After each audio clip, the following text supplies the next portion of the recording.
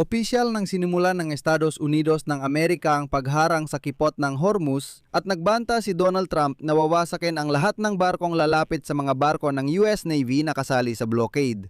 Sinabi ni Trump na ngayong araw tumawag ang mga Iranian at nakiusap na makipagkasundo na hindi nila napagkasunduan noong Sabado sa Pakistan. Ayon sa Wall Street Journal, pinag-aaralan ni Trump na ibalik ang pag-atake sa Iran bukod pa sa blockade ng kipot ng Hormuz. Kasabay nito, may mga ulat na nagpapatuloy pa rin ang negosasyon sa pagitan ng US at Iran at nagsimula na magpahiwatig ang Iran ng kahandaang isuko ang kanilang mga reserbang nuklear. Ayon sa mga eksperto, ang matagumpay na blockade ay maaring pumilit sa Iran na magbigay ng konsesyon para itigil ang labanan at muling buksan ang kipot ng Hormuz. At kahit ang mga kalaban ng digmaan at ni Trump mukhang sumusuporta sa ideyang ito. Ako si Alex A. Pichi, pag-usapan natin ang paksang ito ng magkasama. Pero bago tayo magsimula, hinihiling ko na mag-subscribe sa channel, mag-iwan ng kahit anong komento sa episode na ito at i-like ninyo ito. Mag-subscribe rin kayo sa Telegram channel kong Pichi News. Nasa video description ang link nito. Inanunsyo ng militar ng Amerika na noong Lunes sinimulan nila ang pagharang sa mga daungan at buong baybayin. Matapos ang mga naganap na pag-uusap sa kabisera ng Pakistan, walang naging resulta ang mga negosasyon. Ang blockade ay sumasaklaw sa lahat ng mga barkong pandagat anuman ang kanilang bandila na susubukang pumasok o lumabas sa mga dauman ng Iran sa Golpong Persian at Golpo ng Oman. Ayon sa militar ng Amerika, papayagan dumaan sa kipot ng Hormuz ang mga barkong hindi mula o patungong Iran. Papayagang makadaan, hindi nabuo ang kasunduang pangkapayapaan. Ipinahayag ni Pangulong Donald Trump ng Estados Unidos ang naval blockade at nilinaw niya na ang hukbong dagat ng Amerika ay huhulihin sa internasyonal na tubig ang lahat ng barkong nagbayad ng bayarin sa Iran. CP. Walang sinumang nagbabayad ng ilegal na bayarin ang makapaglalayag ng ligtas. Pupulbusin namin ang sinumang Iranian na bumaril sa amin o sa sibilyang barko. Magsisisimula rin ang hukbong dagat ng Estados Unidos na linisin ang kipot ng Hormuz. Mga mina. Nagbanta muli si Trump sa Iran. Sinabing lulubugin ng Estados Unidos ang anumang barkong Iranian na lalapit sa pagharang ng Estados Unidos sa mga pantalan ng Iran. Sinabi ni Trump na kahit ganap ng nawasak ang Iranian Navy, hindi pa rin nilubog ng Estados Unidos ang mabilis nilang bangkang pang-atake ayon sa kanya. Narito ang eksaktong pahayag ni Trump. Babala, kung alinman sa mga barkong ito ay lalapit sa ating blockade, agad itong wawasakin gamit ang parehong sistema ng pagsira na ginagamit natin laban sa mga drug trafficker sa mga bangka sa dagat. Mabilis at malupit ito. Bilang tugon, sinabi ng pansamantalang ministro ng depensa ng Iran noong Lunes na handa ang bansa sa anumang senaryo at nagbabala na anumang agresyon laban dito ay magreresulta sa malupit at mapagpasyang tugon. Sinabi ni Donald Trump na ngayong umaga di umano'y may tawag na natanggap ang kanyang administrasyon mula sa Tegas. Doon, nakiusap sila kay Donald Trump na makipagkasundo sa kanila. Iginit ni Trump na ang pangunahing hadlang sa negosasyon sa Tehran ay ang issue ng nuklear at idinagdag na hindi magkakaroon ng sandatang nuklear ang Iran. CP. Marami kaming napagkasunduan pero hindi sila pumayag, pero tingin ko papayag din sila. Halos sigurado ako dyan. Sa totoo lang, sigurado ako dyan. Kung hindi sila papayag, walang magiging kasunduan. Hindi talaga magkakaroon ng kasunduan. Isang ganong pahayag, sinabi niya na isa pa sa mga prioridad ng Estados Unidos ay ang pagbawi ng pinayamang uranium na nasa kamay pa rin ng Iran. At sa ganitong konteksto, isinulat ng Wall Street Journal na pinag-iisipan ni Trump ang posibilidad ng muling pagsasagawa ng limitadong pag-atake sa Iran bilang karagdagan sa pagharang sa kipot ng Hormuz. Ayon sa mga source, ito ay isa sa mga senaryo na tinatalakay sa White House matapos ang negosasyon ng Estados Unidos at Iran sa Islamabad noong 11 ng Abril ay nagtapos ng walang resulta. Ang isa pang opsyon ay ang muling pagsasagawa ng malawakang pag-atake sa Iran. Ayon sa mga source, maliit ang posibilidad ng ganitong senaryo dahil sa panganib ng dagdag na destabilisasyon sa gitnang silangan at ayaw ni Trump pahabain ang sigalot militar.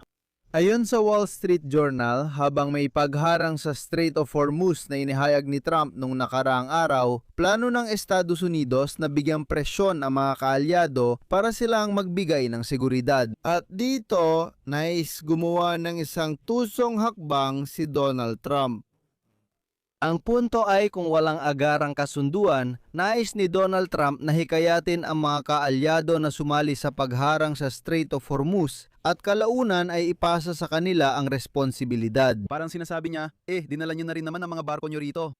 At pagkatapos, unti-unting aalisin ng mga Amerikano ang kanilang mga barko mula sa riyon at sa isang punto ay sasabihin nila, pakinggan nyo, hindi na ito ang aming tungkulin, nandyan na ang mga kaalyado, hayaan nyo na ang mga alyado ang mag-ayos niyan. Ang tanong, ano ang lohika ng blokada? Ang matagumpay na blokada ay pwedeng pumilit sa Iran na magbigay ng konsesyon para matigil ang labanan at buksan ang Strait of Hormuz para sa lahat.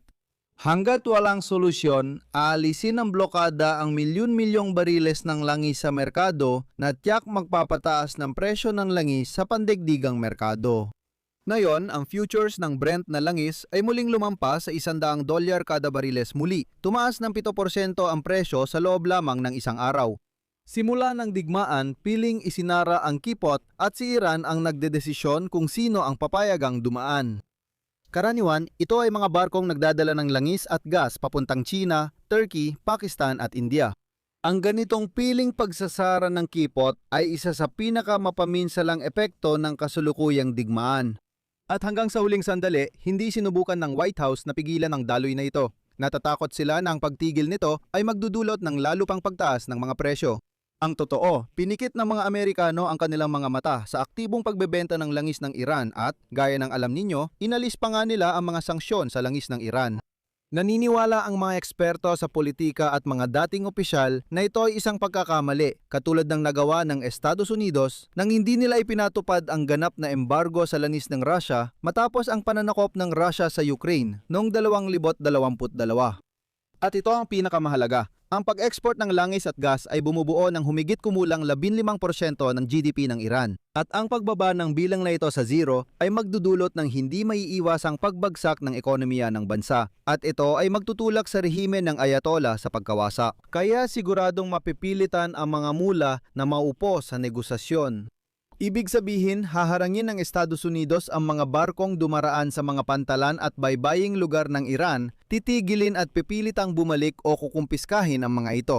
Gaya ng ginawa ng mga puwersa ng Amerika sa mga barko ng Venezuela noong simula ng taong ito. At ito ay magdudulot ng ganap na pagginto ng pag-export ng Iran. Sa kabilang banda, kailangan nating maintindihan na ito ay parang dalawang mukha ng iisang medalya. Ang blokadang ito ay nagdudulot ng sitwasyong tinatawag ng eksperto na bukas o sarado para sa lahat, ibig sabihin alinman dito o doon. Ang punto dito ay kayang tiisin ng Iran ang mga paghihirap sa panandaliang panahon, samantalang ang buong mundo ay kailangang harapin ang mas mataas pang mga presyo.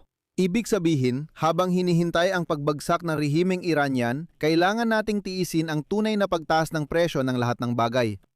At dito mayroong patibong, ayos lang ito sa mga Iranian. Pinatatagal lang nito ang nakasasakal na kalagayan ng pandaigdigang ekonomiya.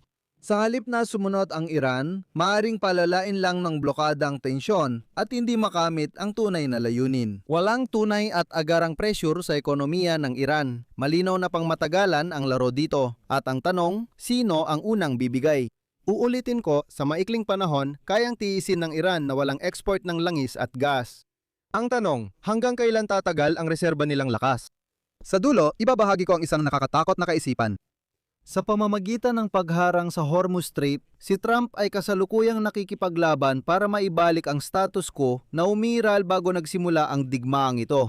Ibig sabihin, si Donald Trump ang dahilan kaya ang layunin ng digmaan ay maibalik lang ang dati bago ito nagsimula. Kung ganon, ano pa ang silbi ng lahat ng ito?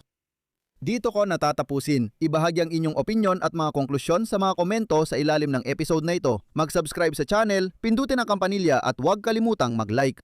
Kung tingin nyo ay mahalaga, interesante at kailangan ng channel na ito, hinihikayat ko kayong suportahan ito sa pamamagitan ng pinansyal na tulong. Sa inyong donasyon o bayad na subscription, paano? Nasa video description ang lahat ng link at detalye. Nakasulat doon na suportahan ang channel ni Alexei Pechi. Pumili kayo ng kahit anong paraan na komportable para sa inyo. Magpapasalamat ako sa kahit anong suporta mula sa inyo. Yun lang po, ingatan ninyo ang inyong sarili. Paalam sa lahat.